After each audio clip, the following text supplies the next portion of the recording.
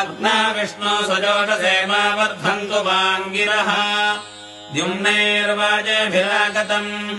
वाजश्च मे प्रसवश्च मे प्रयतिश्च मे प्रसितिश्च मे धीतिश्च मे कृतश्च मे स्वरश्च मे श्लोकश्च मे श्रावश्च मे श्रुयश्च मे ज्योतिश्च मे सुभश्च मे प्राणश्च मे बाणश्च मे व्यानश्च मे शश्च मे चित्तम् च माधीतम् च मे वाक्च मे मनश्च मे चक्षुश्च मे श्रोत्रम् च मे रक्षश्च मे बलम् च महोजश्च मे सखश्च आयुश्च मे जरा च आत्मा च मे तनोश्च मे शर्म च मे वर्म च मे ङ्गानि च मे स्थानि च मे पुरोगुंसि च मे शरीराणि च मे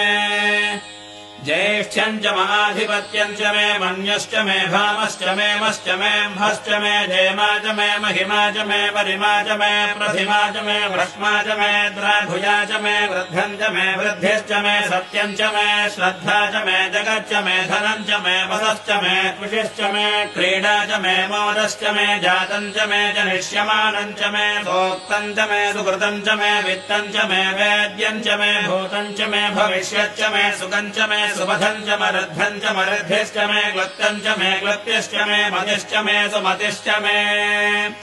शम् च मे मयश्च मे प्रियम् च मे नुकामश्च मे कामश्च मे